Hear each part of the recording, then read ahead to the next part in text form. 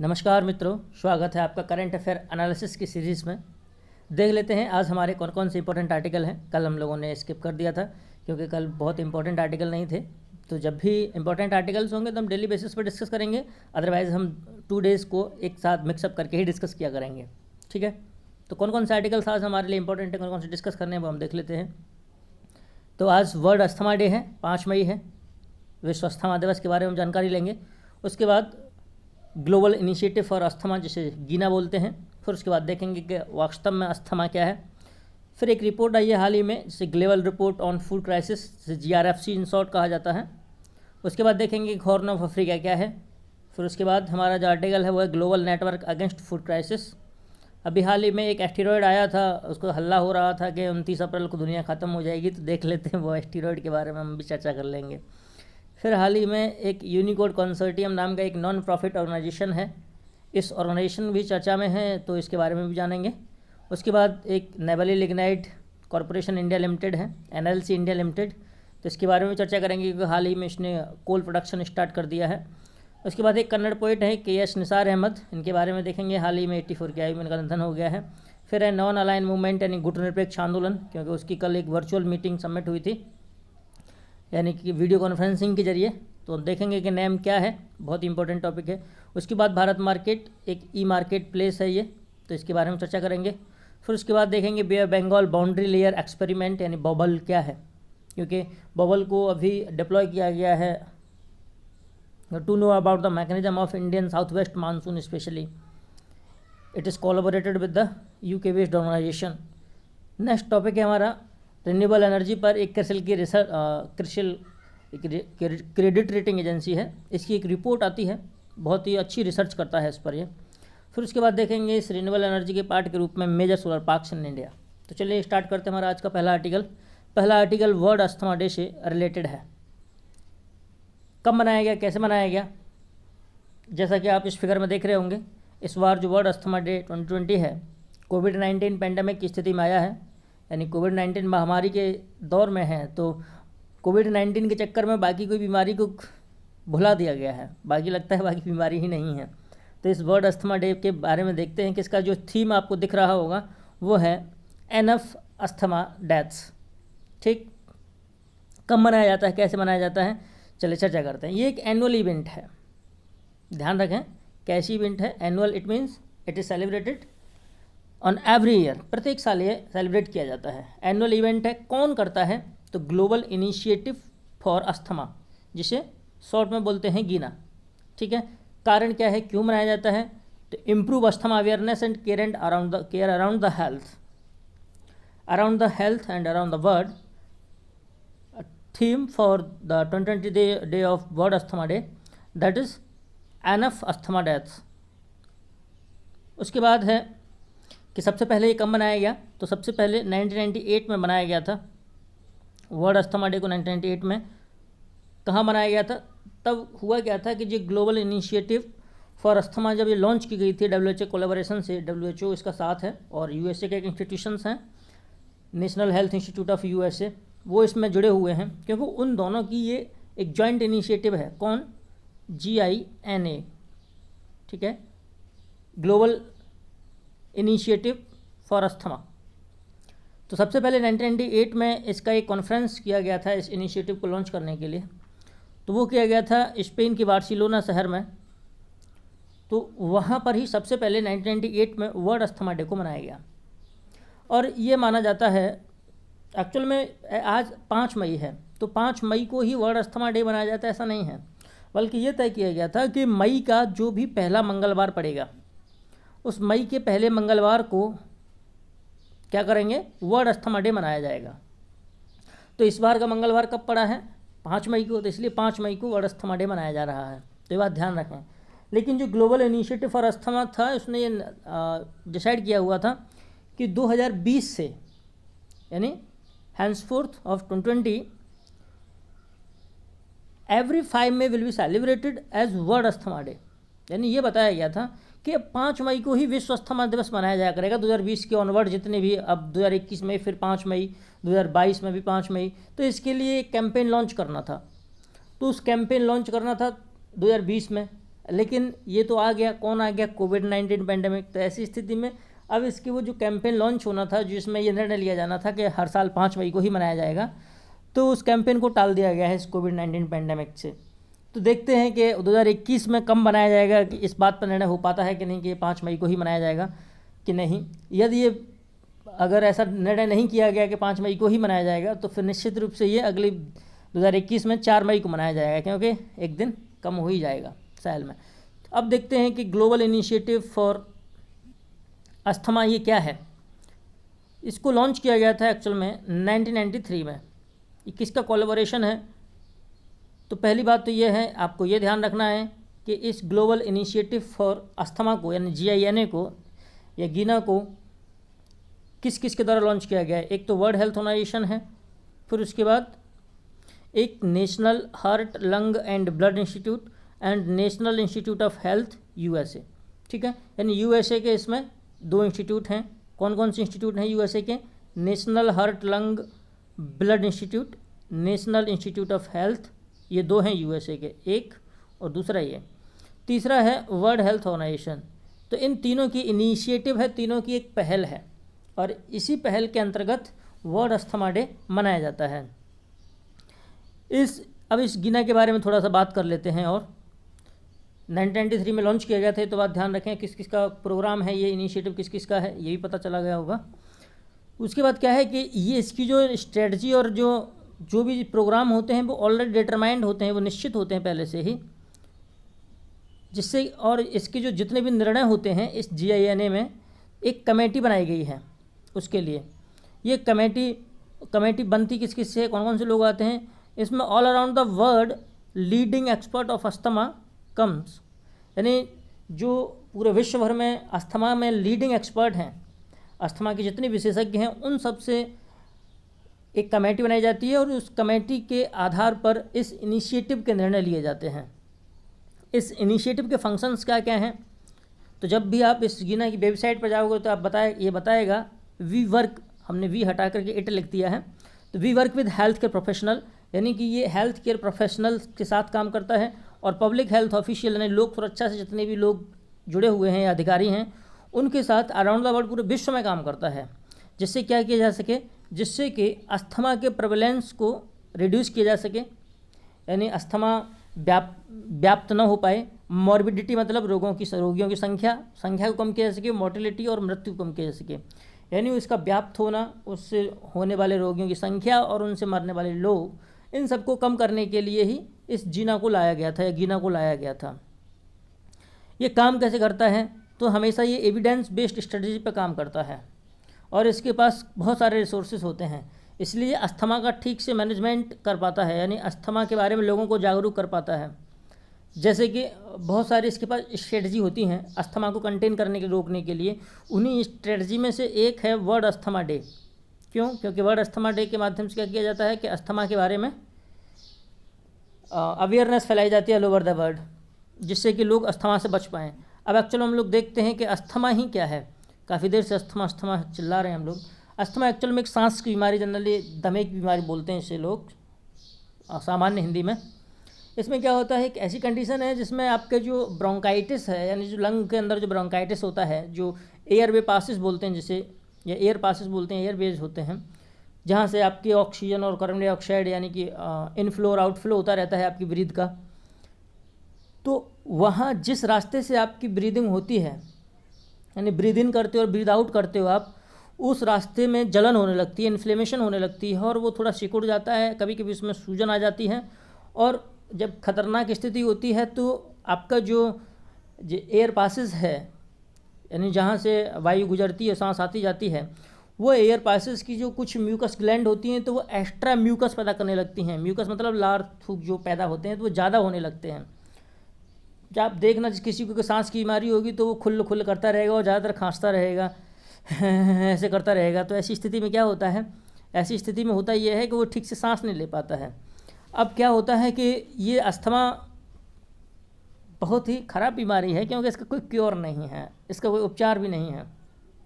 Asthma छोटा भी हो सकता है, और कभी कभी ऐसा भी इतना खतरनाक भी हो सकता है कि it can interfere in your daily life activities.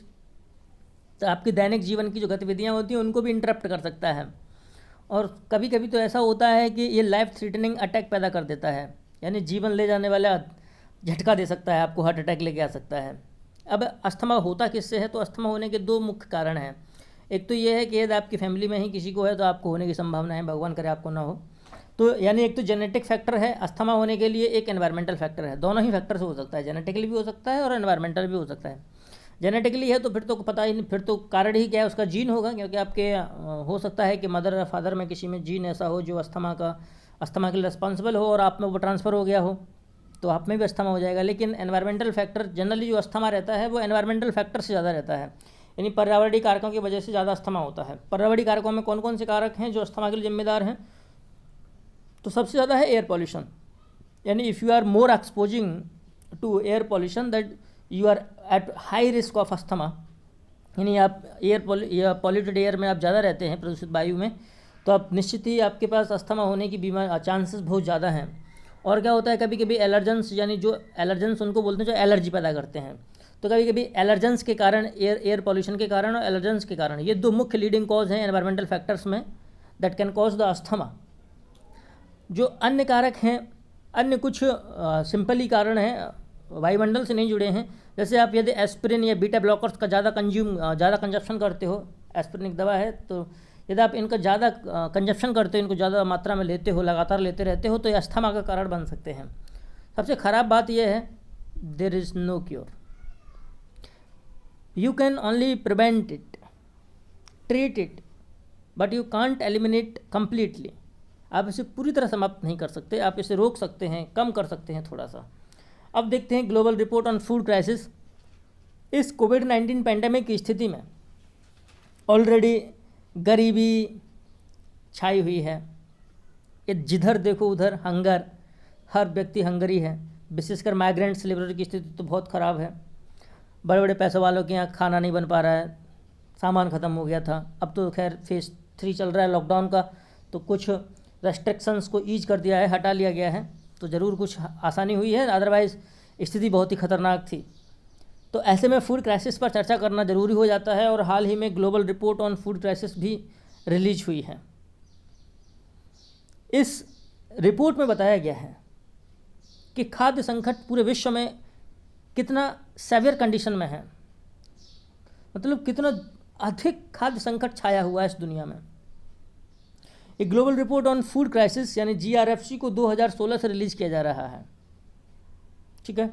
जैसे 2016 के अगर 17 में आए थे, 17 के 18 में, 18 के 19 में और 19 के 20 में, ठीक है। तो कुल मिला के अभी तक ये चौथी रिपोर्ट है, 4th ग्लोबल रिपोर्ट है ऑन फूड क्राइसिस। क्या बताया गया है? कहा यह गया है कि 135 million peoples are living in food crisis in 2019, यानी ये बताया कि 2019 में लगभग 135 मिलियन लोग कहाँ रह रहे हैं, फूड क्राइसिस की स्थिति में रह रहे हैं। जबकि 2018 में ये कितना था? 2018 में सिर्फ 113 मिलियन था, यानी कुल मिलाकर के 22 मिलियन लोगों में वृद्धि होगी, और 1 million is equal to 10 lakh. 22 million लोग और इसमें एक्स्ट्रा जुड़ गए, यानी इसका मतलब है कि जो फूड क्राइसिस है दुनिया भर में, जो खाद्य का संकट है, वो लगातार एग्जैजरेट होता जा रहा है, बढ़ता जा रहा है। और बताया क्या गया कि जब से इस रिपोर्ट को रिलीज शुरू किया गया है, यानी global report on food crisis को तब से रिलीज़ किया गया है, जब से तब से इस बार हाईएस्ट नंबर रिकॉर्ड किए गए हैं, यानी 135 मिलियन। ना तो 17 में 16 में थे, ना 17 में थे, ना 18 में थे, ना 19 में थे, लेकिन 19 में है, यानी इतने हैं कुल मिला के। यानी पिछले 3 सालों में इतने हाईएस्ट नंबर रिकॉर्ड नहीं किए गए जितने 2019 में 135 मिलियन को रिकॉर्ड किया गया। स्थिति देखें, स्थिति और क्या बताता है कि एक अनुमान इस रिपोर्ट में लगाया गया है। उस अनुमान के अनुसार लगभग 75 million stunted childrens were living in the 55 food crisis countries analysed, यानी जिन देशों में फूड क्राइसिस है उनमें से 55 देशों में ही 75 स्टंटेड चिल्ड्रंस रह रहे हैं।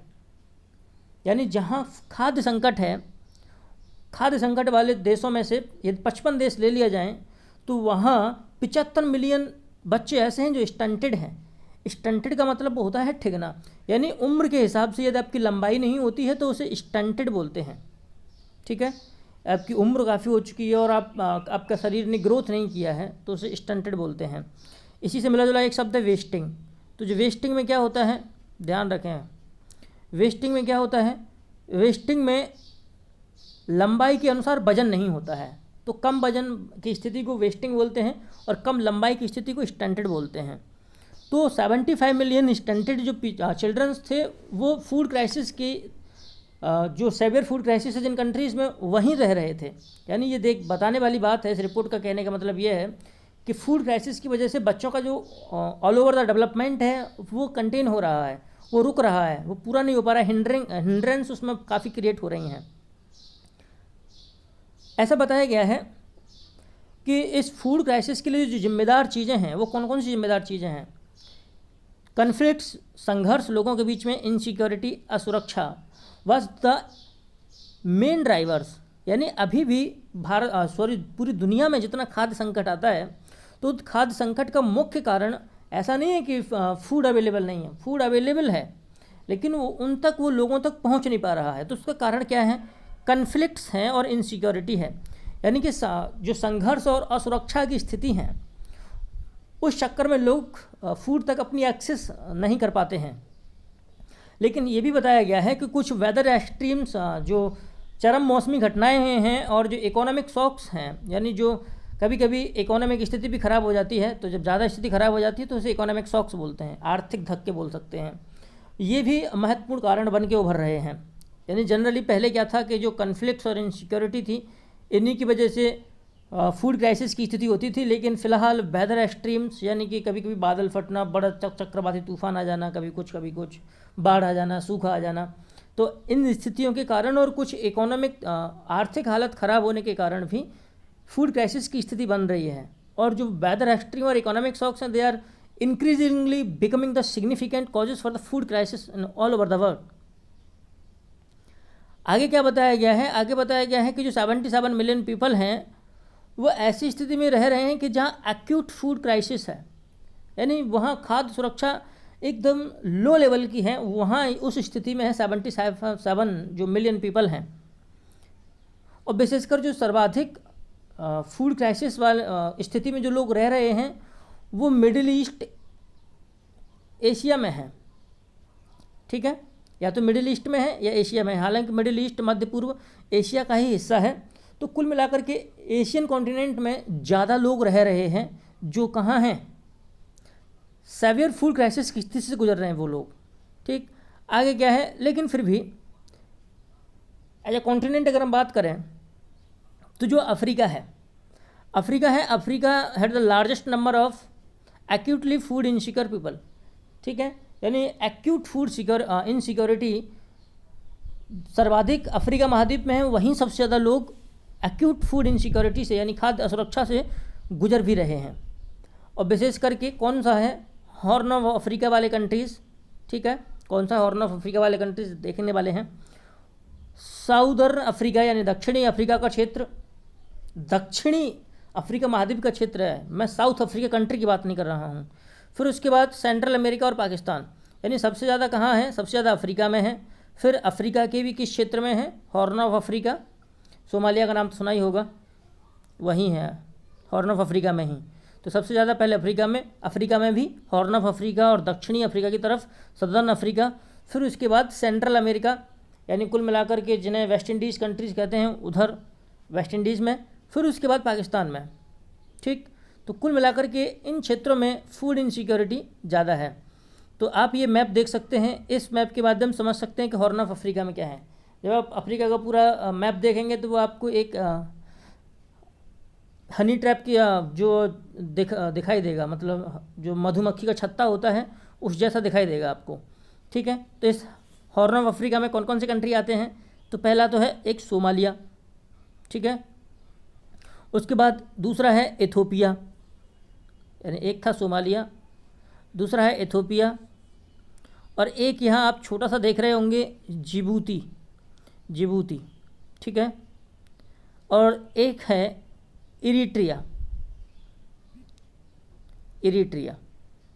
ठीक है, तो कुल मिलाकर के आपको 4 देश हैं, ये 4 देश हॉर्न ऑफ अफ्रीका में हैं, क्योंकि आप अपने एड्रेस निकाल के देखना उसमें ये हॉर्न जैसा नज़र आएगा, यानी सींग जैसा लगता है कि अफ्रीका महाद्वीप की सींग निकल आया हो, तो ऐसा लगता है ये। इसमें कौन कौन से देश शामिल है फिर से सुन लें, इरिट्रिया है, जिबूती है, इथोपिया है, सोमालिया है। इनकी कौन कौन सी राजधानी है आप कमेंट बॉक्स में कमेंट करके ज़रूर बताएं कि अफ्रीका महाद्वीप में कौन कौन सी ये राजधानी है। एक्चुअल में इस रिपोर्ट को रिलीज़ कौन करता है, तो रिलीज़ करने वाला जो प्रोग्राम है या इनिशिएटिव है वो है global network against food crisis, ठीक है, ये इसको रिलीज़ करता है। और इस global network against food crisis को जिसको बनाया गया है वो कुछ इंटरनेशनल ह्यूमैनिटेरियन और डेवलपमेंट पार्टनर्स हैं, यानी कि कुछ ऐसे सहयोगी संगठन हैं जो मानवीयता के लिए काम करते हैं और लोगों के विकास के लिए काम करते हैं। तो उन सभी संगठनों ने मिलकर के global network against food crisis को तैयार किया था और यही वो रिपोर्ट रिलीज़ करता है, ठीक है। ये बनाया ही कब गया, ये 2016 में बनाया गया। अब ये लॉन्च किसने किया था एक्चुअल में, हालांकि इसमें बहुत सारे पार्टनर्स हैं, लेकिन स्पेशली लॉन्च किसने किया global network against food crisis को, तो एक तो है यूरोपीय यूनियन, फिर उसके बाद है food and agriculture organisation, UN की स्पेशलाइज्ड एजेंसी, और एक है WFP यानी वर्ल्ड फूड प्रोग्राम। यानी इन 3 का है कौन कौन, EU plus FAO plus WFP world food programme, ठीक है। बताइए वर्ल्ड फूड प्रोग्राम कब लॉन्च हुआ था, इसको 2016 में इन तीनों ने मिलकर के लॉन्च किया गया था। कब, जब वर्ल्ड ह्यूमैनिटेरियन समिट हो रही थी। तो इस ह्यूमैनिटेरियन समिट में ये निर्णय लिया गया कि जहाँ पूरी दुनिया में हर जगह बार बार डिजास्टर आ रहे हैं, क्राइसिस आ रहे हैं, तो उन क्राइसिस से निपटने के लिए कुछ तो किया जाना चाहिए। तो कुछ करने के लिए ही global network against food crisis को क्रिएट किया गया था, ठीक है। और आप लोग जानते होंगे, अगर नहीं जानते तो जान लीजिए, SDG की जो टोटल संख्या है वो 17 है। पहले में पॉवर्टी, दूसरे में हंगर है। तो global network against food crisis यानी global network against food crisis ये SDG नंबर 2 को स्पेशली अचीव करने में सहायक है, क्योंकि ये भूखमरी को ख़त्म करने की बात करता है। चलिए अब बात करते हैं उस एस्टेरॉयड की जिसने पूरी दुनिया का दिल दहला रखा था, जिसका नाम है एस्टेरॉयड 1998 OR2 यानी 1998 OR2। हुआ क्या था कि लोग बता रहे थे कि टकरा जाएगा तो पूरी पृथ्वी का विनाश हो जाएगा, ऐसी एक बार अफवाह फैलाई थी 2012 में। हालांकि इसके पीछे मीडिया का बहुत बड़ा रोल रहता है। आप लोग ये फिगर ठीक से देखें ज़रा। चर्चा करने का कारण क्या है, तो कंटेस्ट ये है इसका कि हाल ही में ये 6.3 मिलियन किलोमीटर, ठीक है, इतने मिलियन किलोमीटर दूर से गुजरा है पृथ्वी से। जैसे आप इस फिगर में देख रहे होंगे, फिर से क्लियरली देखें कि ये जो दूरी है एक्चुअल में 6.3 मिलियन किलोमीटर है, मिलियन किलोमीटर। तो इतनी दूर से गुजरा है। बाई चांस टकरा जाता तो स्थिति खराब हो सकती थी, क्योंकि जो जुरासिक युग में डायनासोर्स का जब विनाश हुआ था जुरासिक एरा में, तब वो एक एस्टेरॉयड की वजह से ही हुआ था, ठीक है। इस एस्टेरॉयड के बारे में और विशेष जानकारी लेते हैं। इस एस्टेरॉयड को जो न्यूज़ में जनरली यूज़ किया जा रहा है, 52768 1998 OR2 के रूप में। हालांकि इसका जो प्रोविजनल नेम है, वास्तविक इसको जो खोजा गया था तब इसका नाम रखा गया था 1998 OR2, ठीक है। और ये इसेंट्रिक ऑर्बिट में यानी कि उत्केंद्री कक्षा में काम करता है, चक्कर लगाता है। इसेंट्रिक ऑर्बिट क्या होती हैं, जब कक्षा में इसेंट्रिसिटी हो, इसेंट्रिसिटी मतलब वो पूरी सर्कुलर ना हो, ऐसे करके हो, ठीक है, तो इसे बोलते हैं इसेंट्रिसिटी। तो इसेंट्रिक ऑर्बिट में ये ऑर्बिट करता है। और इसका व्यास कितना है, तो ये सब फालतू की चीज़ें हैं, इनको याद रखने की कोई आवश्यकता नहीं है, लेकिन फिर भी एक बार जब आया है सामने ज़रूर डिस्कस कर लेते हैं। इसका जो व्यास है वो 2 किलोमीटर्स है, हालांकि 2 किलोमीटर का व्यास काफ़ी बड़ा है, ठीक है। ये किस ग्रुप का है, तो जो ग्रुप है वो है Amor group of near earth asteroids. Asteroid actual में मिलते क्या हैं, तो हमारा जो सोलर सिस्टम है, सोलर सिस्टम में 8 प्लैनेट्स हैं, एक सूरज है। तो जो मंगल है यानी कि जो मार्स है और जो बृहस्पति यानी जुपिटर, इन जुपिटर के बीच में ही एक बेल्ट है। इसी बेल्ट में ये एस्टेरॉयड यानी क्षुद्र ग्रह मिलते हैं। ग्रहों के निर्माण के समय क्या था कि ये एकत्रित नहीं हो पाए, तो ये किसी ग्रह के हिस्से नहीं बन पाए, तो ये स्वतंत्र रूप से छोटे छोटे टुकड़ों के रूप में रह गए। न तो ये पृथ्वी की तरफ जा पाए, न ही किसी ग्रह की तरफ जा पाए, इसलिए वो ग्रह नहीं बल्कि क्षुद्र ग्रह बन के रह गए, एस्टेरॉयड कहलाते हैं। ये एक मूल रूप से ये जो जो चट्टान होती हैं, जो रॉकी होती हैं, ये रॉकी पिंड बोल सकते हैं इनको, चट्टानी टुकड़े हैं ये, ठीक। अब देखते हैं यूनिकोड कंसोर्टियम क्या है। हाल ही में हुआ क्या है कि ये यूनिकोड कंसोर्टियम करता क्या है, पहले ये समझ लेते हैं। ये यूनिकोड कंसोर्टियम क्या है कि जैसे जब कोई सॉफ्टवेयर डेवलप होता है, जैसे हम जो कीबोर्ड यूज़ करते हैं तो उसमें हमारी भाषा के लेटर आ जाते हैं, अंग्रेजी भाषा के लेटर आ जाते हैं, बंगाली के, मलयालम के, तमिल के, तेलुगु के, सब के लेटर आते हैं अब।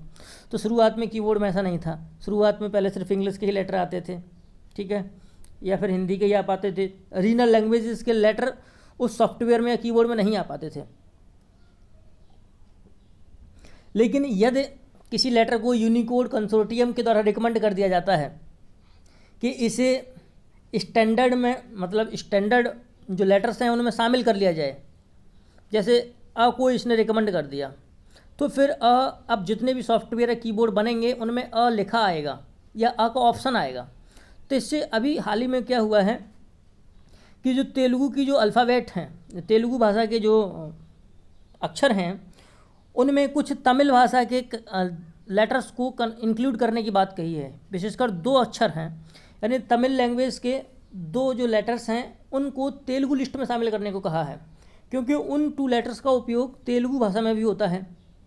तो एक्चुअल में क्या है कि जब तेलुगु का जब कीबोर्ड आता है या तेलुगु से संबंधित जो लेटर्स होते हैं, तो तेलुगु भाषा के जो मूल रूप से जो लेटर्स थे वो तो दिखते हैं कीबोर्ड पर या सॉफ्टवेयर में, लेकिन जो 2 लेटर्स तमिल कैरेक्टर के हैं, जो तमिल हैं, तमिल भाषा के हैं, वो तेलुगु के कीबोर्ड में नहीं दिखते हैं। तो इससे क्या होता है कि तेलुगु वालों को लिखने में, पढ़ने में, समझने में परेशानी आने लगती है। तो अभी यूनिकोड कंसोर्टियम ने इन 2 तमिल कैरेक्टर्स को या 2 तमिल लेटर्स को इस तेलुगु लिस्ट में डालने का प्रावधान किया है, जिससे क्या होगा कि अब अगर तेलुगु संबंधित कोई सॉफ्टवेयर कीबोर्ड बनेगा तो इससे क्या हो जाएगा, अब वो 2 लेटर्स तेलुगु लिस्ट में भी दिखने लगेंगे, ठीक है। इससे क्या होगा कि तेलुगु वालों को अनुवाद करने में, लिखने में कोई प्रॉब्लम नहीं होगी। अब देखते हैं कि ये यूनिकोड कंसोर्टियम होता क्या है क्या। ये एक नॉन प्रॉफिट ऑर्गेनाइजेशन है जिसका मुख्यालय कैलिफोर्निया में है और इसको इस्टेब्लिश किया गया 1991 में। कैलिफोर्निया तो पता होगा ना कहाँ है, यूनाइटेड स्टेट्स में है। ये काम क्या करता है, तो काम क्या करता है हालांकि हमने देख लिया है। ये काम करता है, मेंटेन करता है, पब्लिश करता है, यानी बनाए रखता है और पब्लिश करता है क्या, यूनिकोड स्टैंडर्ड्स, यानी मैंने बताया था जो स्टैंडर्ड्स लेटर तैयार करता है, यानी एक पूरी हर लैंग्वेज की एक लिस्ट तैयार की जाती है, उस लिस्ट के लेटर्स रहते हैं, हर लैंग्वेज के उसमें लेटर रहते हैं। उन लेटर्स में कौन सी लैंग्वेज में कितने लेटर्स हैं वो सारे लेटर्स उसमें रखे जाते हैं, जिनका लिखने पढ़ने में या कहीं भी कैसे भी यूज किया जाता है। तो होता क्या था कि तेलुगु में जो लेटर थे, तेलुगु में जो तमिल के 2 लेटर थे, तो वो ओरिजिनली तो तेलुगु के लेटर नहीं थे, तमिल के थे, तो उनको तमिल की लिस्ट में दिखाता था, तेलुगु को भी नहीं दिखाता था। मान लीजिए कि कोई तेलुगु लैंग्वेज का सॉफ्टवेयर यूज़ कर रहा है या कीबोर्ड यूज़ कर रहा है, तो वो तमिल वाले लेटर दिखेंगे ही नहीं, जबकि तमिल के उन 2 लेटर्स का यूज़ तेलुगु में होता था। तो अब क्या हुआ है कि अब इसको तेलुगु लिस्ट में डालने का, उन 2 कैरेक्टर्स को, जो तमिल कैरेक्टर्स थे उनको तेलुगु लिस्ट में डालने का प्रावधान किया है, जिससे क्या होगा कि अब वो सॉफ्टवेयर या कीबोर्ड जो तैयार होगा नया, उसमें वो दिखने लगेंगे। ये क्या करता है, इंटेंस और क्या करता है, maintain publish Unicode standard which were developed with the intention of replacing existing character encoding schemes which are limited in size and scope. यानी कुल मिलाकर के जो पहले जो कुछ छोटी छोटी लिस्ट थी उनको रिप्लेस कर देता है, और कुछ जो बड़े, अब जो जैसे बहुत सारे इंग्लिश वर्ड हैं वो हिंदी में आ गए, हिंदी वर्ड हैं इंग्लिश में आ गए, तो उन बहुत सारे सेम टू सेम अक्षरों का उपयोग हिंदी में होने लगा है जो इंग्लिश में होते थे। तो उन सब को ये देखभाल करता है, कुल मिला के इतना समझिए आप, ठीक है। और ये करता क्या है कि ये कोड असाइन कर देता है प्रत्येक कैरेक्टर को, ठीक है, यानी प्रत्येक लेटर को लिखने के लिए कोड असाइन करता है। जैसे आप इंग्लिश कीबोर्ड से हिंदी का टाइपिंग कर लेते हैं तो वो उसके कोड रहता है कि कौन सा लेटर दबाएंगे तो हिंदी का अक्षर आ जाएगा, ठीक है। तो यूनिकोड स्टैंडर्ड कोड असाइन करता है कि अगर ऐसा ऐसा आप यूज़ करेंगे तो वो अक्षर आपको आ जाएगा। तो तेलुगु में भी अब वो 2 तमिल कैरेक्टर्स आने लगेंगे, और इस प्रकार की जो कीबोर्ड होगा और सॉफ्टवेयर होगा वो उन लेटर्स का फिर यूज़ कर पाएगा। इससे हुआ क्या है, इससे फ़ायदा ये हुआ है इस यूनिकोड स्टैंडर्ड से, जो यूनिकोड कंसोर्टियम का ही एक पार्ट है, इस यूनिकोड स्टैंडर्ड से फ़ायदा ये हुआ है कि जो लेटर्स सिर्फ रीजनल लेवल पर थे, रीजनल लेवल पर थे, जो जिसे सब लोग जानते नहीं थे, उनका इंटरनेशनलाइजेशन हो गया है। और जो ऑलरेडी इंटरनेशनलाइज लेवल पर काम करते थे उनका रीजनलाइजेशन हो गया है या लोकलाइजेशन हो गया है। इसका मतलब ये है कि जैसे इंग्लिश के लेटर्स हैं वो अगर तेलुगु वाले नहीं जानते हैं तो अब उसे तेलुगु वाले भी समझ पा रहे हैं, या तमिल वाले भी समझ पा रहे हैं, हिंदी वाले भी समझ पा रहे हैं। यानी इंटरनेशनलाइजेशन भी हुआ है शब्दों का या अक्षरों का, और लोकलाइजेशन भी हुआ है। ठीक है, अब हम बात करते हैं Neyveli lignite corporation India limited. इसकी हाल ही में खबरों में क्यों है, तो खबरों में रहने का कारण ये है कि इसने उड़ीसा में खान है एक तालाबीरा खान नंबर 2 और 3 से इसने कोल का प्रोडक्शन स्टार्ट कर दिया है। इससे पहले ये कोल का प्रोडक्शन किस रूप में करता था वो हम लोग अभी समझते हैं। आपको इससे पहले ये समझना पड़ेगा कि एक्चुअल में कोयले के टाइप कितने होते हैं। तो कोयले के मूल रूप से 4 टाइप माने जाते हैं। एक होता है एंथ्रेसाइट, दूसरा होता है बिटुमिनस, तीसरा होता है लिग्नाइट और चौथा होता है पीट। यदि हम एंथ्रेसाइट से पीट की तरफ जाएंगे तो कोयले की जो क्वालिटी होती है वो गिरती जाती है।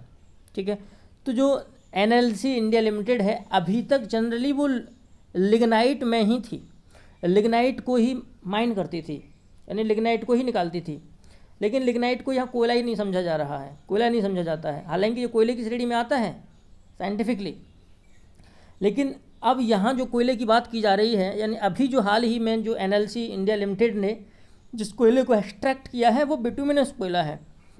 और इंडिया में सबसे ज़्यादा बिटुमिनस कोयला ही पाया जाता है, एंथ्रेसाइट बहुत कम पाया जाता है। और एंथ्रेसाइट विशेषकर कश्मीर घाटी में पाया जाता है, कश्मीर घाटी की तरफ। तो एंथ्रेसाइट इंडिया में कम है, पूरे विश्व में भी एंथ्रेसाइट कम है। बिटुमिनस सबसे ज़्यादा पाया जाता है पूरे विश्व में भी और ऑल इंडिया में भी। तो हाल ही में क्या हुआ है, तो हाल ही में हुआ ये है कि बिटुमिनस प्रकार का जो कोयला है वो इस NLC इंडिया लिमिटेड ने खुदाई करना स्टार्ट कर दिया है उसका। और ये पहली बार ऐसा हुआ है। बाई चांस आपसे पूछ लिया जाए तो ये बात ध्यान रखना कि तालाबीरा माइन कहाँ है, तो उड़ीसा में है ये। ठीक है, इस कोयले का ये करेगा क्या, तो जो NLC है, NLC पहले से क्या फंक्शन करती थी, पहले से करती थी लिग्नाइट निकालती थी, और उस लिग्नाइट का उपयोग, क्योंकि लिग्नाइट भी कोयला ही है, कोयले के प्रकार है, तो उस लिग्नाइट को निकाल करके इसके पास जो पावर प्लांट्स थे तो वो थर्मल पावर प्लांट्स थे।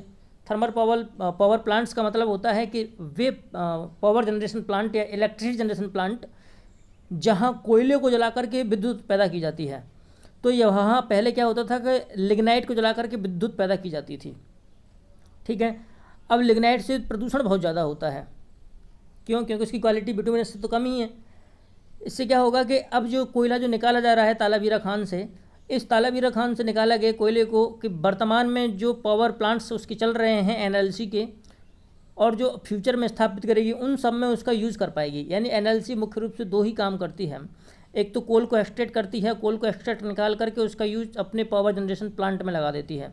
और NLC इंडिया लिमिटेड है वो कोल मिनिस्ट्री के अंतर्गत यानी कोयला मंत्रालय के अंतर्गत काम करती है। चलिए इसके बारे में थोड़ा सा और जान लेते हैं। जो NLC इंडिया लिमिटेड है वो नवरत्न स्टेटस प्राप्त है, यानी महारत्न, नवरत्न, मिनी रत्न, ये स्टेटस हैं। ये हम लोग इकोनॉमी सीरीज में इंडस्ट्री जब आएगा तब डिस्कस करेंगे इन स्टेटस को क्यों शुरू किया गया, क्या इनका अर्थ होता है, कैसे कब दिया जाता है, कितना करोड़ टर्नओवर होना चाहिए, तो ये सब का मामला तब का है। इसको इनकॉर्पोरेट किया गया 1956 में। देखो, जब भी कोई कंपनी सेटअप की जाती है, स्थापित की जाती है, तो उसको सही भाषा में इनकॉर्पोरेट करना ही कहते हैं, क्योंकि कंपनी को कॉरपोरेशन भी कहते हैं। तो उसे इनकॉर्पोरेट करना या और हिंदी में बोलते हैं गठन की बजाय समामेलन। ठीक है, तो इसको 1956 में समामेलित किया गया। ठीक, 1956 में। इसका हेडक्वार्टर कहाँ है, इसके जैसा इसका नाम है वहीं इसका हेडक्वार्टर होगा। इसका नाम क्या है, Neyveli lignite corporation India limited. तो इसका हेडक्वार्टर भी क्या होगा, तमिलनाडु के नेवली में। ये नेवली फेमस क्यों है, एक्चुअल में सर्वाधिक लिग्नाइट जो है, इंडिया का जो लिग्नाइट टाइप का कोयला है वो नेवली में ही पाया जाता है। और इस लिग्नाइट को स्पेशली एक्सट्रैक्ट करने के लिए या माइन करने के लिए इस NLC का गठन किया गया था। ठीक है, जैसे अभी बताया था इसके फंक्शंस क्या हैं, तो फंक्शंस बताया था कि ये कोयले निकालती थी, विशेषकर जो लिग्नाइट वाला, यानी फॉसिल फ्यूल माइनिंग कराती थी, और उसके साथ क्या करती थी, थर्मल पावर जनरेशन करती थी। और ये मुख्य रूप से करती कहाँ से है, नेवली जो कोयला निकालती है लिग्नाइट, वो नेवली से तो निकालती है। राजस्थान के बीकानेर डिस्ट्रिक्ट में एक और है जिसका एक और खान है जिसका नाम है वरसिंगसर। ये ध्यान रखना, वरसिंगसर, यहाँ भी लिग्नाइट प्रकार का कोयला पाया जाता है।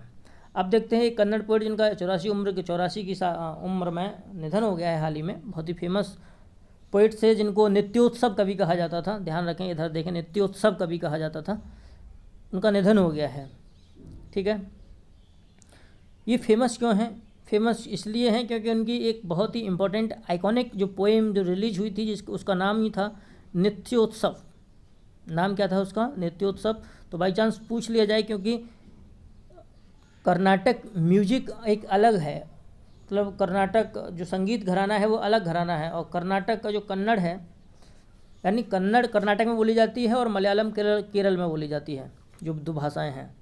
ठीक है, अब यहाँ होता क्या है कि कर्नाटक का कल्चरली इम्पोर्टेंस ज़्यादा है कंट्री में, हमारे देश में, क्योंकि उसका वो अलग से ही एक संगीत घराना है। ठीक है, एक म्यूजिक स्कूल है उसका अलग से कर्नाटक का। तो इसलिए कर्नाटक से संबंधित कोई भी चीज़ हो तो उसे थोड़ी सीरियसली लिया करें पढ़ते समय, क्योंकि उसका एक अलग कल्चरली इम्पोर्टेंस है। और यूपीएससी कल्चर से जुड़े हुए सवाल बहुत पूछती है घुमा फिरा के, इसलिए केएस निसार अहमद को पूछ लिया जाए तो कोई बहुत बड़ी बात नहीं है। इसलिए मैंने आज पहली बार शायद करंट अफेयर एनालिसिस में किसी व्यक्ति को शामिल किया है, अदरवाइज़ उनको शामिल नहीं किया जाता है। ठीक है, तो कौन थे? कन्नड़ पोइट थे, हाल ही में निधन हो गया है। नित्योत्सव इनका कवि कहा जाता है। इनकी मुख्य रचना नित्योत्सव थी, और ये नव्य स्कूल या मॉडर्न स्कूल या आधुनिक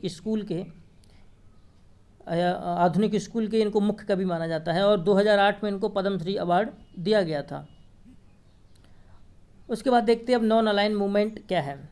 इसको हिंदी में बोलते हैं गुट निरपेक्ष आंदोलन। गुट निरपेक्ष आंदोलन, पहले हम इसका थोड़ा सा बैकग्राउंड देख लेते हैं, इसका मतलब क्या है। जब 1945 में द्वितीय विश्व युद्ध समाप्त हुआ था, तब क्या हुआ कि रशिया और यूएसए पहले जब लड़ रहे थे सेकेंड वर्ल्ड वॉर में, तो तब एक दूसरे के मित्र बन के लड़ रहे थे। ठीक है, लेकिन बाद में क्या हुआ कि जब अमेरिका ने जापान पर एटम बम गिराए, यानी परमाणु बम गिराए, तो इस बात की खबर रशिया को नहीं थी, बाकी उसके किसी मित्र को भी नहीं थी। यानी ना तो अमेरिका को थी, ना अमेरिका ने तो गिराई थे, ना तो फ्रांस को थी, ना ब्रिटेन को थी, ना रशिया को थी, बाकी इनके और जो अलाई कंट्री थे उनको भी खबर नहीं थी। ठीक है, तो इससे क्या हुआ कि रशिया ने फिर अमेरिका पर संदेह करना शुरू कर दिया और उसको क्रिटिसाइज करना स्टार्ट कर दिया। यानी अभी तक जो दोनों मित्र होकर के द्वितीय विश्व युद्ध में लड़ रहे थे एक दूसरे का सहारा बन करके, वो अब एक दूसरे के दुश्मन से होते जा रहे थे। तो ऐसी स्थिति में क्या हुआ कि अब स्थिति ऐसी आ गई कि आधे कंट्री जो थे यूएसए की तरफ चलते चले गए, और आधे कंट्री वो थे वो यूएसएसआर की तरफ चलते चले गए। यानी जो रशिया है आज वो पहले यूएसएसआर का ही पार्ट था। ठीक है, यूएसएसआर जितने भी स्थान हैं और जो सेंट्रल एशिया के कंट्री हैं और जो ईस्टर्न यूरोप के कंट्री हैं वो यूएसएसआर के ही पार्ट थे, जैसे कि Lithuania, Latvia, Estonia, Azerbaijan, Armenia, ये सब जो थे तो ये यूएसएसआर के पार्ट थे पहले, यूक्रेन भी।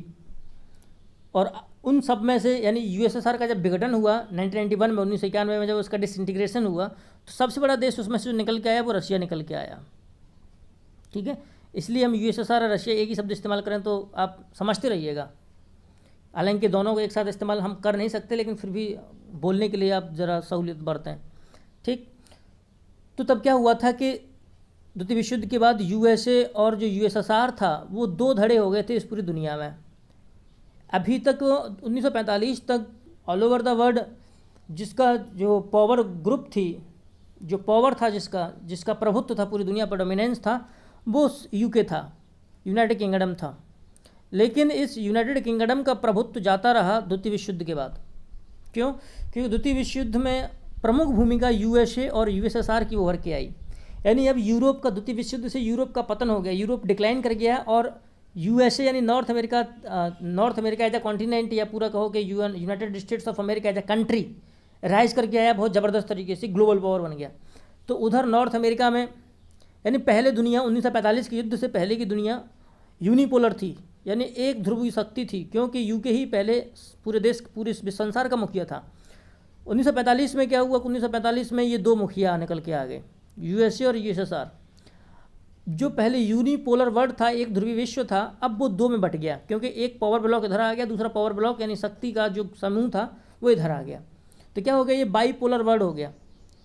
तो यूनिपोलर वर्ल्ड या बाईपोलर वर्ल्ड, एक ध्रुवीय या दो ध्रुवीय विश्व के जब भी हम बात करते हैं तो शक्ति के मामले में बात करते हैं।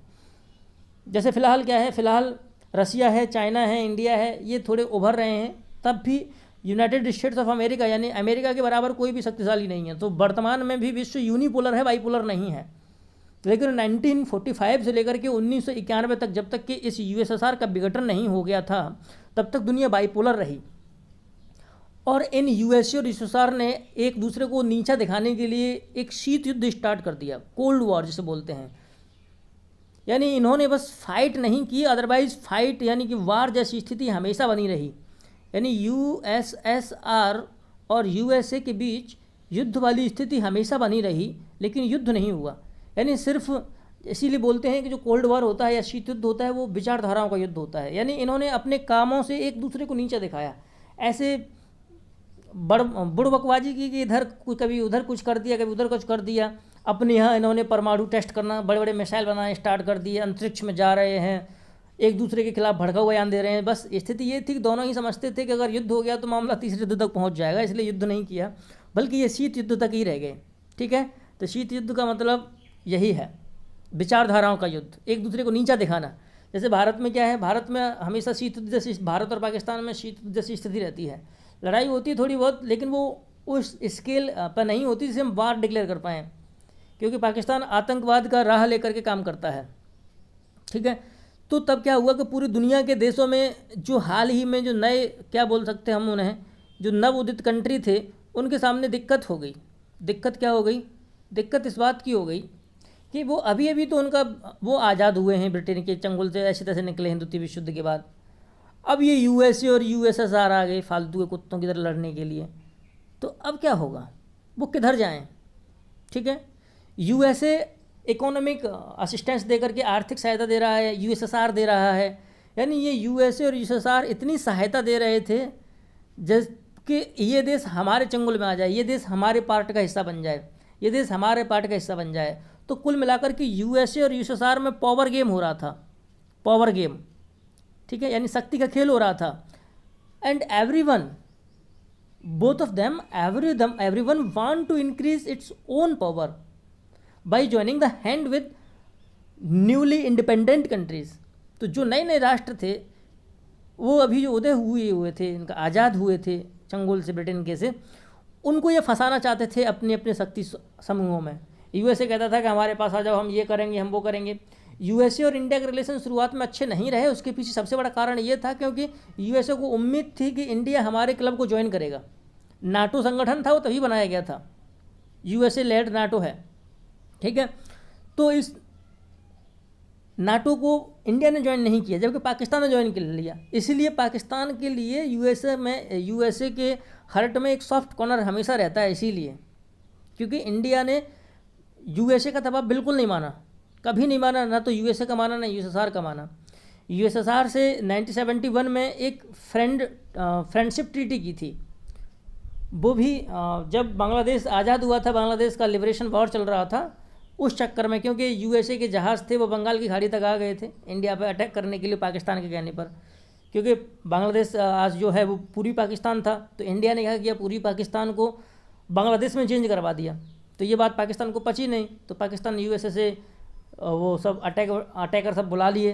तो इसलिए फिर इंडिया को हार के यूएसएसआर से, हार के नहीं बल्कि मजबूरी बोल सकते हैं उस समय, तो उसी समय इंदिरा गांधी ने जाकर के यूएसएसआर से फ्रेंडशिप ट्रीटी कर ली और फिर यूएसएसआर के बेड़े भी हिंद महासागर में आ गए, तो फिर कोई अटैक नहीं हो पाया, तो यूएसए भाग गया। तो इसलिए यूएसए और इंडिया के बीच में कभी बनी नहीं है। आज भले ही बोल रहे हो कि ये फ्रेंडशिप है, ब्रो फ्रेंडशिप है, लेकिन इतिहास ऐसा नहीं रहा।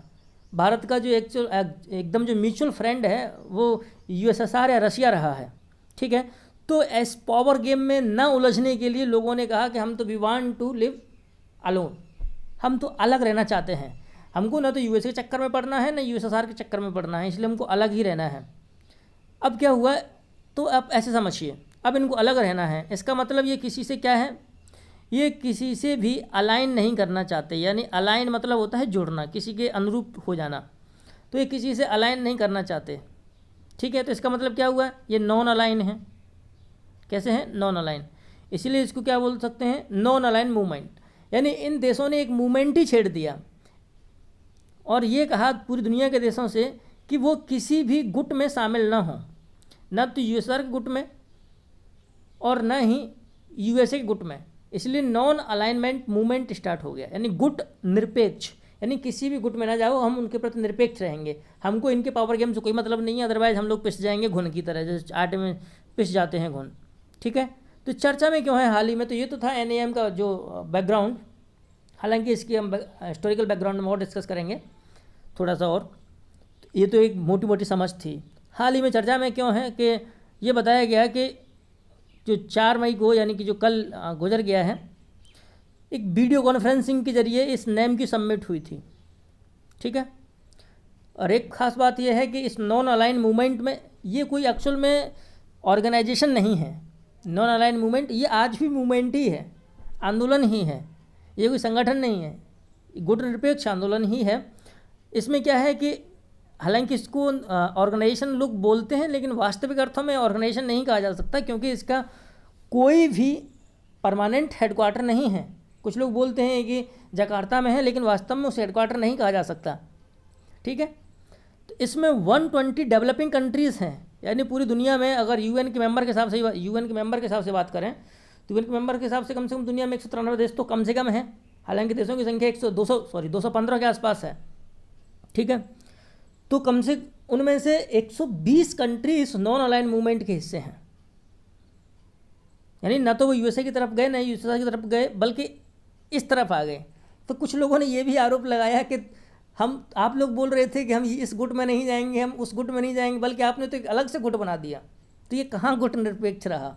ठीक है, लेकिन ये कोई ऑर्गेनाइजेशन नहीं है, मूवमेंट है, जो लोग देशों से अपील करता है कि आप लोग किसी भी पावर गेम में, जहाँ भी पावर गेम का कन्फ्लिक्ट हो, शक्ति खेल संघर्ष जहाँ भी हो, वहाँ से आप दूर रहें, अपने आप को दूर रखें, दूसरे देशों से बचें, खुद भी बचते रहें, दूसरों को बचाते रहें, सब कुछ जियो और जीनो दे। एक पॉलिसी होती है ना कि जियो और जीने दो, लिव एंड लेट लिव, जियो और जीने दो। तो उस पॉलिसी पर काम करता है इस नॉन अलाइन मूवमेंट, इस पॉलिसी पर काम करता है।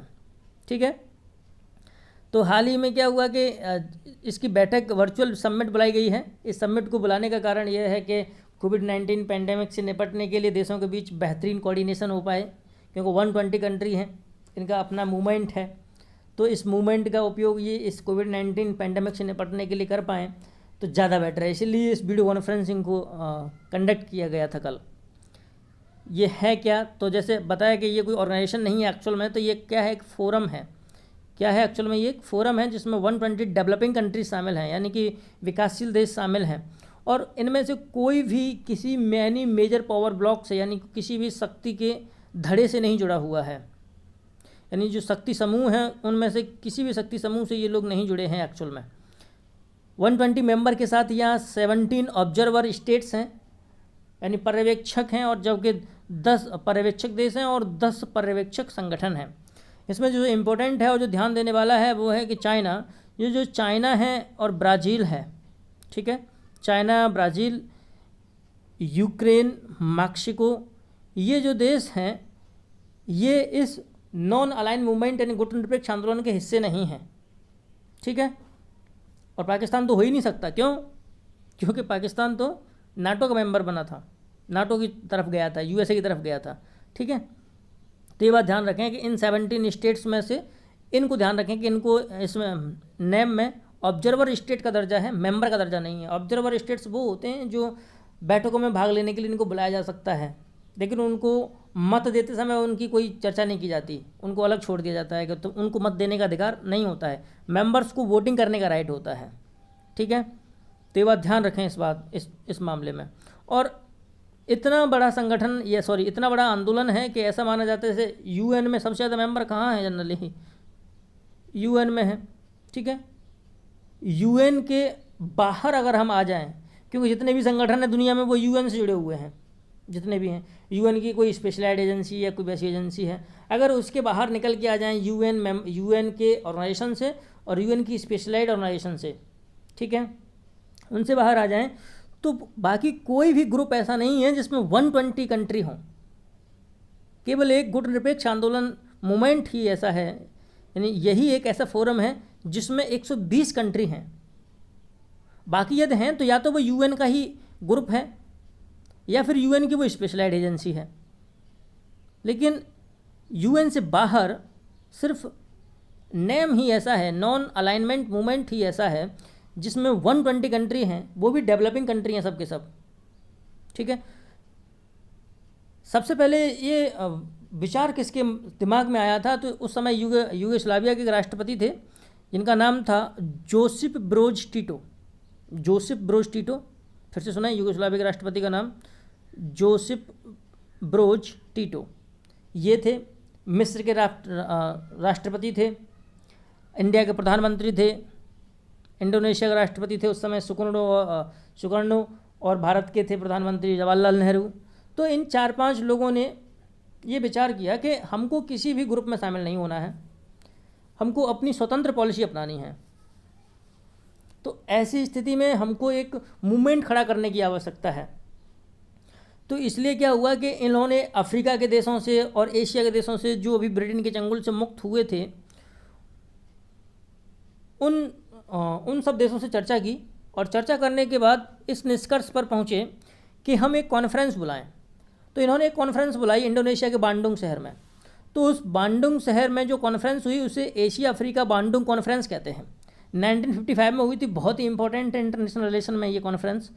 इस बांडुंग कॉन्फ्रेंस में, एशिया अफ्रीका बांडुंग कॉन्फ्रेंस में इस बात का निर्णय लिया गया कि कोई भी देश किसी भी मेजर पावर ब्लॉक को, मतलब किसी भी मेजर पावर ब्लॉक में, शक्ति के समूह में, शक्ति के धड़े में शामिल नहीं होगा, और हम में से कोई भी देश एक दूसरे के खिलाफ अपनी धरती का इस्तेमाल नहीं करने देगा, और ना ही हम आपस में एक दूसरे से लड़ेंगे। और जहाँ कहीं भी पावर गेम कन्फ्लिक्ट हो रहा होगा, यानी जहाँ कहीं भी शक्ति की जो शक्तियों का जो खेल हो रहा होगा, इन बड़े दो पावर ब्लॉक जो हैं, हम उनमें से फटकेंगे नहीं, वहाँ एक भी जाएगा भी नहीं उधर देखने का क्या हो रहा है, चलो भीड़ लगा लो, तो ऐसा भी नहीं करेंगे हम लोग। ठीक है, तो इसके लिए इस कॉन्फ्रेंस हुई। उस कॉन्फ्रेंस में ये सारे के सारे प्रिंसिपल तैयार किए गए। तो इन्हीं प्रिंसिपल्स के आधार पर नॉन अलाइन मूवमेंट को क्रिएट किया गया था। और इसकी जो पहली बैठक हुई तो वो तो सर्बिया के शहर में बेलग्रेड में हुई थी, लेकिन उससे पहले एक प्रिपरेटरी मीटिंग यानी कि तैयारी की मीटिंग कराई गई थी। देखो ये मान लेना, ये फॉर्मल मीटिंग नहीं है, फॉर्मल मीटिंग तो बेलग्रेड में होती है। इससे पहले जो मीटिंग हुई कि बेलग्रेड में मीटिंग होनी चाहिए, उसके लिए एक इससे पहले मीटिंग हुई तो वो इजिप्ट की राजधानी कायरो में हुई, यानी काहिरा में हुई थी। ठीक है, ये जो मीटिंग हुई थी इजिप्ट में वो जून में हुई, और जबकि वहाँ जो बेलग्रेड में होती है वो सितंबर में होती है। ठीक है, लेकिन जितने भी प्रिंसिपल जो बांडुंग कॉन्फ्रेंस में अपनाए गए थे उनको फिर से इस प्रिपरेटरी मीटिंग में जो कायरो में हुई थी जून 1961 में, उनको फिर से रिपीट किया गया और बताया गया देशों को कि जो कोई भी मेंबर इस मूवमेंट का हिस्सा बनना चाहता है उनको क्या करना चाहिए। उनको करना चाहिए ये कि उनको एक इंडिपेंडेंट पॉलिसी, एक स्वतंत्र नीति अपनानी चाहिए जो किस पर आधारित हो, कोएग्जिस्टेंस ऑफ स्टेट्स, जो एक दूसरे के सह अस्तित्व पर आधारित हो, चाहे उस देश में डिफरेंट पॉलिटिकल सोशल सिस्टम क्यों ना हो, यानी वहाँ राजनीतिक और सामाजिक स्थिति किसी देश की चाहे कोई भी हो, लेकिन हम सब सह अस्तित्वपूर्ण रूप से रहेंगे और हम इंडिपेंडेंट पॉलिसी अपनाएंगे। फॉरेन पॉलिसी की बात की जा रही है यहाँ, यानी कोई भी देश किसी दूसरे देश की बात नहीं सुनेगा, दबाव में आकर के काम नहीं करेगा। ठीक है, और हम किसी भी देश की पॉलिसी की तरफ अपना फेवर नहीं करेंगे। एक पहला सिद्धांत तो ये था। दूसरी बात इसमें इस कायरो की समिट में ये कहा गया, कायरो मीटिंग में, समिट नहीं, ये कहा गया कि जो देश हैं, कंट्री हैं, जो इस मूवमेंट को रिप्रेजेंट कर रहे हैं, जो इस मूवमेंट के हिस्सेदार बन रहे हैं, उनको जो उस समय नेशनल मूवमेंट हो रहे थे, इंडिपेंडेंट के लिए जो मूवमेंट हो रहे थे, उनको सपोर्ट करना होगा। यानी जैसे इंडिया का नेशनल मूवमेंट रहा, राष्ट्रीय आंदोलन रहा, तो 1885 से कांग्रेस की स्थापना से लेकर 1947 तक चला, नेशनल इंडिपेंडेंट मूवमेंट चला, इंडिपेंडेंस मूवमेंट चला, तब जाके भारत आज़ाद हुआ। तो ऐसे मूवमेंट बहुत सारे देशों में चल रहे थे, क्योंकि लगभग पूरी दुनिया गुलाम का बना रखी थी उस ज़माने में। तो इन देशों ने ये भी कहा कि न सिर्फ हम अपनी इंडिपेंडेंट पॉलिसी रखेंगे, बल्कि जो कॉलोनिज्म है, उपनिवेशवाद है, उस कॉलोनियलिज्म के खिलाफ भी हम अपना सपोर्ट रखेंगे, यानी उन देशों को सपोर्ट करेंगे जिनके यहाँ नेशनल इंडिपेंडेंस मूवमेंट चल रहा है, या जो इनका वो उपनिवेश के बाद के खिलाफ लड़ रहे हैं, साम्राज्यवाद के खिलाफ लड़ रहे हैं। ठीक है, तो उनको भी सपोर्ट करने का कहा गया। और एक बात और कही गई, फिर बाद में ये बताया गया कि किसी भी कंट्री को मल्टीलेटरल मिलिट्री अलायंस का पार्ट नहीं बनना होगा, ठीक है। यदि कोई बहुपक्षीय मतलब सैन्य समझौता है या सैन्य समूह है तो मल्टीलेटरल मिलिट्री अलायंस का मतलब ये होता है बहुपक्षीय सैन्य समूह, तो उसका पार्ट नहीं बनेंगे। क्योंकि जब अगर कोई बहुत सारे देश अगर मिलिट्रिकली मतलब सैन्य रूप से आपस में कोई ग्रुप बना रहे हैं तो निश्चित रूप से वो पावर गेम है और हमको पावर गेम से दूर रहना है, ठीक है। और इसमें एक बात फिर और कही गई कि यदि बाई चांस किसी भी देश से कोई जो ग्रेट पावर है जैसे कि यूएसए यूएसएसआर थे उस समय, यदि कोई बाईलेटरल एग्रीमेंट करता है, ठीक है, यानी मल्टीलेटरल तो आप कर ही नहीं सकते, आप उसमें मतलब सभी कई देश मिलकर के उससे समझौता नहीं कर सकते, उस देश से नहीं जुड़ सकते। यदि आप मान लीजिए कोई सैन्य समझौता करना चाह रहे हैं लेकिन वो द्विपक्षीय है, यानी इंडिया अमेरिका से करना चाहता है या इंडिया रशिया से करना चाहता है तो कर सकता है, लेकिन इसलिए नहीं कि वो उस पावर गेम में हिस्सा लेगा, बस इसीलिए कि वो अपने हितों को सुरक्षित रख पाए, ठीक है। यानी वो इस तरीके से होना चाहिए कि वो अपने रीजन को बचा पाए, ना कि इसलिए कि पूरी दुनिया में कब्जा करने की सोचे, ठीक। उसके बाद ये भी कहा गया कि यदि बाई चांस यदि कोई देश अपनी ज़मीन का उपयोग या अपने मिलिट्री बेसिस का उपयोग दूसरे देश को करने देता है तो वो इसलिए नहीं करने देगा कि वो पावर गेम का हिस्सा है, वो ग्रेट पावर के कन्फ्लिक्ट से बीच में नहीं आएगा, ठीक है। ये सामान्य रूप से करने दे रहा है तो ठीक है। तो यदि जो देश ऐसा करेगा वही इस मूवमेंट के हिस्से बने, ये प्रिंसिपल तय किए गए थे। और सबसे पहले इसकी जो मीटिंग नेम की जो समिट बुलाई गई थी, कॉन्फ्रेंस समिट या कॉन्फ्रेंस जो बुलाई गई थी वो यूगोस्लाविया, आज तो सर्बिया हो गया है, ठीक है, उस ज़माने में यूगोस्लाविया था। तो उसके बेलग्रेड शहर में 1961 में सितंबर में हुई थी इसकी जो पहली बैठक थी। इसके उद्देश्य क्या होंगे? तो उद्देश्य वही होंगे जो अभी हमने प्रिंसिपल डिस्कस किए हैं, क्योंकि जिन सिद्धांतों पर टिका है उन्हीं को वो फॉलो करेगा, लेकिन फिर भी हम देख लेते हैं। इसका उद्देश्य ये था कि हम किसी के लीक पर चलने वाले नहीं हैं, बल्कि एक इंडिपेंडेंट पाथ हम क्रिएट करना चाहते हैं, एक स्वतंत्र रास्ता बना करके हम चलेंगे जिससे कि वर्ल्ड पॉलिटिक्स के वर्ल्ड ऑर्डर को हम तय कर पाएँ। यानी पूरी विश्व की राजनीतिक व्यवस्था को हम नया रास्ता देंगे। हम तुम्हारी तरह नहीं करेंगे कि पावर गेम खेलेंगे, ठीक है। हमको मेजर पावर से कोई मतलब लेना देना नहीं है। इन्होंने ऐसा रास्ता बनाने का प्रयास किया था, तो यही उनका उद्देश्य था। और इन्होंने क्या कहा, इन्होंने 3 मेजर जो प्रिंसिपल्स थे वो तय किए कि इन्हीं के आधार पर हमारे उद्देश्य तय हैं। पहला था राइट ऑफ इंडिपेंडेंट जजमेंट। इसका मतलब है कि हर देश को अपने स्वतंत्र निर्णय का अधिकार है, ठीक। दूसरा बात है कि हम सभी की सभी, उद्देश्य क्या है कि हम सभी की सभी स्ट्रगल करेंगे इम्पीरियलिज्म और नियो कॉलोनियलिज्म, यानी कि साम्राज्यवाद और नव उपनिवेशवाद दोनों के खिलाफ हम लोग लड़ेंगे। देखो, उपनिवेशवाद और साम्राज्यवाद में अंतर क्या है। उपनिवेशवाद का मतलब होता है कि जब कोई बड़ा देश किसी छोटे देश पर इकोनॉमिकली इम्पैक्ट डाल ले, इकोनॉमिकली उसकी इकोनॉमी को कब्जा कर ले, ठीक है। जैसे चाइना है, तो चाइना ने अभी क्या हुआ है, चाइना ने जिबूती में अपने मिलिट्री बेस स्थापित कर लिए हैं, तो चाइना जिबूती की इकोनॉमी को कैप्चर कर ले। यानी चाइना, जैसे अभी फ़िलहाल पाकिस्तान और चाइना की स्थिति है, पाकिस्तान की अधिकांश इकोनॉमी चाइना से चलती है, तो एक्चुअल में चाइना का वो नियो कॉलोनियलिज्म है, नव उपनिवेशवाद है, ठीक है। यानी जब 1950 के बाद जब आर्थिक प्रभुत्व जमाया जा रहा है देशों के द्वारा, क्योंकि अब चाइना पाकिस्तान को गुलाम तो नहीं बना सकता, लेकिन फिर भी इतना आर्थिक प्रभुत्व जमा सकता है कि उसकी इकोनॉमिक पॉलिसीज़ को इन्फ्लुएंस कर सकता है। जब गुलाम नहीं बना सकते लेकिन आप उनकी आर्थिक नीति को प्रभावित कर सकते हैं, तो इसे नियो कॉलोनियलिज्म बोलते हैं, नव उपनिवेशवाद बोलते हैं, ठीक है। इंपीरियलिज्म में क्या होता है कि आप पूरे देश को गुलामी बना देते हो, साम्राज्यवाद में पूरे देश को ही गुलाम बना देते हो, ठीक है। तो इंडिया में पहले उपनिवेशवाद था, क्योंकि इंडिया की पहले इकोनॉमी को कैप्चर किया गया, फिर उसके बाद ब्रिटेन ने इंपीरियलिज्म ला दिया इंडिया के ऊपर। तो जो कॉलोनियलिज्म होता है वो इंपीरियलिज्म की शुरुआत है, यानी उपनिवेशवाद से साम्राज्यवाद की तरफ बढ़ जाता है देश। अभी पहला इसका प्रिंसिपल क्या था कि हम लोग स्वतंत्र निर्णय लेने का अधिकार है। दूसरा ये है कि हम साम्राज्यवाद और नवोपनिवेशवाद के खिलाफ लड़ेंगे। और तीसरी बात यह है कि हमें किसी से पंगा नहीं लेना है। हमारे जो सभी जितनी बिग पावर्स हैं उन सब के साथ हमारे मॉडरेट रिलेशन रहेंगे, यानी कि उदार संबंध रहेंगे। हमको किसी का चाहिए नहीं, ना ही किसी का लेना है, ना ही किसी का देना है। जब हम लोग को ज़रूरत पड़ेगी तब हम आपसे बात करेंगे, नहीं तो कोई बात ही नहीं है। ठीक है। फिलहाल इसका अब एक नया उद्देश्य और आ गया है, वो है इंटरनेशनल इकोनॉमिक ऑर्डर को फिर से रीशेप करना और उसको उदार बनाना।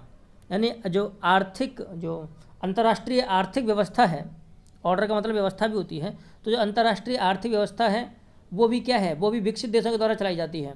तो उसको उस हिसाब से तय करना है कि जिससे कि ये डेवलपिंग कंट्रीज भी चला पाएँ, अपना भला देख पाएँ, क्योंकि ऐसी स्थिति में तो सिर्फ डेवलप्ड कंट्री ही और डेवलप्ड हो रहे हैं, यानी विकसित देश ही और विकसित हो रहे हैं। तो इसलिए इनका एक उद्देश्य ये भी है कि इंटरनेशनल इकोनॉमिक ऑर्डर को फिर से रीशेप कर पाएँ। अभी देखें दूसरा नेक्स्ट इंपॉर्टेंट आर्टिकल है, वो है भारत मार्केट। भारत मार्केट एक ई कॉमर्स ई मार्केट प्लेस है, ई कॉमर्स का मार्केट प्लेस बोल सकते हैं इसे।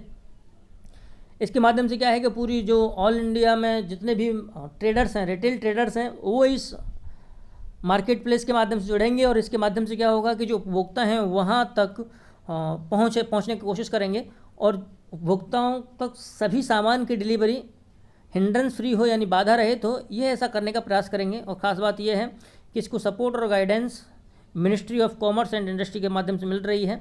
तो बस इतना ही इंपॉर्टेंट है, बाकी सब फालतू की लाइनें हैं, ठीक है। उसके बाद देखते हैं कि ये बॉबल क्या है। बॉबल की फुल फॉर्म है bay of Bengal boundary layer experiment. इसके माध्यम से क्या किया जा रहा है, ये यूके और इंडिया यानी यूनाइटेड किंगडम या ब्रिटेन और इंडिया का एक संयुक्त जॉइंट इनिशिएटिव है। इसके माध्यम से क्या किया जा रहा है, इसके माध्यम से किया ये जा रहा है कि भारत में जो साउथ वेस्ट मानसून या जो समर मानसून होता है, दक्षिणी पश्चिमी मानसून या जो ग्रीष्म ऋतु का मानसून होता है, उसका क्या मैकेनिज्म है उसको समझ पाएँ। वो कब होता है, कैसे आता है, क्यों 1 जून को ही बताते हैं 1 जून से आएगा मानसून, कब आएगा, कैसे आएगा, इन सब बातों की चर्चा करने के लिए ही इन लोगों ने बंगाल की खाड़ी में एक्सपेरिमेंट करने का प्रयास किया गया है, ठीक है। चलिए अब थोड़ा वर्डली पर समझ लेते हैं। A team from Indian institute of science and Bengaluru and UK-based University of East Anglia have created a blueprint for accurate prediction of monsoon, tropical cyclones and other weather-related forecasts। यानी इंडिया के मामले में इस बे of Bengal में जितने भी monsoon संबंधी घटनाएं हैं, ट्रॉपिकल साइक्लोन्स, उष्णकटिबंधीय चक्रवात आते हैं और बाकी जो मौसम रिलेटेड जो भी घटनाएं हैं, उन सब के एक्यूरेट प्रोडिक्शन के लिए, यानी कुल मिलाकर के सटीक भविष्यवाणी करने के लिए ही ये एक रिसर्च कंडक्ट की जा रही है। इसके माध्यम से किया ये जाएगा कि ये सोचा जाएगा कि इस क्षेत्र में कितनी सैलिनिटी है, ठीक है, कैसे यहाँ करंट बनती हैं, कितना हीट यहाँ इस क्षेत्र में आता है, कितना हीट यहाँ से बाहर निकलता है, चीज़ें बनती कैसे हैं, पूरा मैकेनिज्म समझने की इसके माध्यम से कोशिश की जाएगी। और क्या है ये, इसके माध्यम से और समझते हैं, ठीक है। ये एक छोटा सा प्रोजेक्ट है, ज़्यादा बड़ा नहीं है, लेकिन फिर भी इसको फंड कौन कर रहा है, union ministry of earth science यानी भारत का जो पृथ्वी मंत्रालय है वो, और natural environment research council of UK. तो ये 2 लोग इसको फंड कर रहे हैं। इसके माध्यम से क्या किया जाएगा, एक जो RV सिंधु साधना नाम का एक भारत का जो वेसल है, ये रिसर्च वेसल है, यानी रिसर्च वेसल माने पानी का जहाज़, तो ये रिसर्च वेसल है। इसके माध्यम से इस पर ही पूरी टीम जाएगी और इस पूरी टीम के माध्यम से बंगाल की खाड़ी के दक्षिणी हिस्से में ये रिसर्च कंडक्ट की जाएगी, ठीक है। और इसके माध्यम से कुछ ये भी सोच रहे हैं कि ये लोग अंदर कैसे जाएंगे पानी में। तो पानी में जाने के लिए इन लोगों ने ये प्लान तैयार किया है कि बे ऑफ बंगाल में ये रोबोट नीचे के ओर भेजेंगे, जिससे कि जो ओशनिक कंडीशंस को समझ पाएँ, उन ओशनिक कंडीशंस को जो मानसून को प्रभावित करती हैं, मानसून को अफेक्ट करती हैं, और कैसे वर्षा होगी, कब होने की संभावना है, इन सब के बारे में जानकारी ये लोग प्राप्त कर पाएँ। अगर ऐसा एक बार हो जाता है तो फिर आसानी से ये सब काम कर सकते हैं। तो RV सिंधु साधना क्या है, तो हम लोगों ने ये देखा कि ये क्या है, एक रिसर्च वेसल है, ठीक है, और बोल सकते हैं कि first multi disciplinary oceanographic research vessel है, ठीक। अभी क्या हुआ है कि CRISIL research report on renewable energy आई है, यानी क्रिसिल की एक रिपोर्ट आई है रिन्यूएबल एनर्जी पर, बहुत ही अच्छी रिपोर्ट होती है इसकी, ठीक है। एक डीप इंसाइट प्रदान करता है, एक गहरी दृष्टि डालता है, उसके बारे में समझने के प्रयास करता है। इस रिपोर्ट में क्या कहा गया है, इस रिपोर्ट में बताया गया है, इस रिपोर्ट का हम लोग यूज़ कहाँ कर सकते हैं, तो मेंस के आंसर राइटिंग में ही कर सकते हैं। इस रिपोर्ट में बताया गया है कि गुजरात और राजस्थान दो ऐसे स्टेट्स हैं जिन्होंने क्या किया है, जिन्होंने रिन्यूएबल एनर्जी में और अपनी क्षमता को बढ़ाया है, यानी they can produce more and more, वो अधिक और अधिक एनर्जी प्रोड्यूस कर सकते हैं, जितनी उनके पास पहले थी उससे अधिक। यानी इन 2 राज्यों में एनर्जी प्रोड्यूस करने की क्षमता बढ़ी है, ठीक है। जबकि अन्य राज्यों में नहीं बढ़ी है। फिर भी कर्नाटक अभी भी रिन्यूएबल एनर्जी पैदा करने में सबसे टॉप नंबर पर है। यहाँ रिन्यूएबल एनर्जी पैदा करने का मतलब क्या है? रिन्यूएबल एनर्जी पैदा करने का मतलब है चाहे वो सोलर एनर्जी हो, चाहे वो विंड एनर्जी हो, चाहे वो टाइडल एनर्जी हो, चाहे वो ओशन एनर्जी हो, कोई सी भी एनर्जी हो, लेकिन वो रिन्यूएबल होना चाहिए। तो उन सब में रिन्यूएबल एनर्जी में इंस्टॉल्ड कैपेसिटी यानी प्रतिस्थापित क्षमता में सबसे टॉप नंबर पर कौन है? तो वो है कर्नाटक। ठीक है। अब इसके बाद इसमें कुछ आंकड़े का उपयोग किया गया है, तो आंकड़े के उपयोग की कोई ज़रूरत बिल्कुल भी नहीं है। ठीक है। हमको जो समझना है वो देखना है क्या, जो सोलर एनर्जी है सबसे ज़्यादा, सोलर एनर्जी कैपेसिटी है सबसे ज़्यादा। ठीक है। जहाँ जिसमें सोलर एनर्जी के मामले में वृद्धि की गई है, तो सबसे ज़्यादा वृद्धि हुई है वो राजस्थान में हुई है, तमिलनाडु में हुई है और कर्नाटक में हुई है। ठीक है। जबकि विंड एनर्जी में जो टॉप प्रोड्यूसर जो स्टेट हैं हमारे, वो गुजरात हैं, तमिलनाडु हैं और महाराष्ट्र हैं। तो हम एग्जैक्टली इनका पीटी के लिए इस्तेमाल नहीं कर सकते क्योंकि ये गवर्नमेंट आंकड़े नहीं हैं। तो आप बस सिर्फ यहाँ एक मोटा मोटा फिगर प्राप्त कीजिए कि बाई चांस अगर मेंस की आंसर राइटिंग में आती है रिन्यूएबल एनर्जी पे कोई भी क्वेश्चन, तो आप वहाँ यूज कर सकते हैं और एक आप मोटा मोटा आइडिया ले सकते हैं। बस इसीलिए इस रिसर्च को यहाँ लेके आया गया है, अदरवाइज प्रीलिम्स में इसका कोई योगदान नहीं है। ठीक है। लेकिन इंस्टॉल्ड कैपेसिटी सबसे ज़्यादा कर्नाटक में, ये भी बात ध्यान रखें। अब हम लोग वो देख लेते हैं जो इम्पोर्टेंट बात है। ठीक है।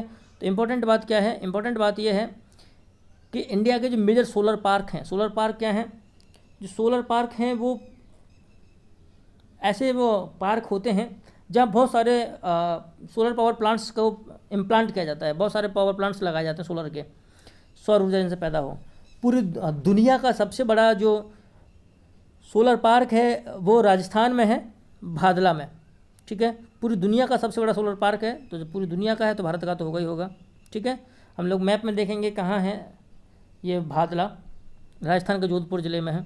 इसकी कितनी कैपेसिटी है ये सब छोड़ो। ठीक। उसके बाद है एक पबगाड़ा सोलर पार्क, तो ये कर्नाटक के तुमकूर डिस्ट्रिक्ट में है। ये बात ध्यान रखना, तुमकूर डिस्ट्रिक्ट में, क्योंकि मैप में तुमकूर ही मिलेगा आपको, पबगाड़ा बहुत कम ही मिलेगा। तो पबगाड़ा सोलर पार्क और भादला सोलर पार्क दो हो गए। ये दुनिया का सेकंड लार्जेस्ट सोलर पार्क है। सबसे बड़ा कौन है? सबसे बड़ा भादला। यानी सोलर सबसे बड़े बड़े सोलर पार्क कहाँ हैं? इंडिया में ही हैं। फिर है कमुथी सोलर पार्क, तो ये कमुथी सोलर पार्क कहाँ है? तमिलनाडु में है। ठीक है। डिस्ट्रिक्ट है रामनाथपुरम। ठीक। मदुरई से 90 किलोमीटर के आसपास ही है। अब देखते हैं इनको हम लोग मैप में देखने का प्रयास करो, ये कहाँ हो सकते हैं। ठीक है। देखिए, ये है भादला राजस्थान, विश्व का लार्जेस्ट। ठीक। फिर उसके बाद था कर्नाटक का तुमकूर में पबगाड़ा। ठीक। फिर उसके बाद था तमिलनाडु के रामनाथपुरम में कमुथी। ठीक है। तो ये 3 सोलर पार्क बहुत इंपॉर्टेंट हैं और तीनों मतलब जो भादला था वो सबसे बड़ा था। ठीक है। फिर उसके बाद जो पबगाड़ा था वो दूसरे नंबर पे था और जो रामनाथपुरम में जो कमुथी था वो तीसरे नंबर पे था। तो ये बात आप समझ के रखें, ध्यान रखें। यदि आपको ये वीडियो पसंद आया हो तो लाइक शेयर सब्सक्राइब जरूर करें। आज की इस वीडियो में इतना ही है, फिर मिलते हैं नेक्स्ट वीडियो में। आपका बहुत बहुत धन्यवाद। जय हिंद।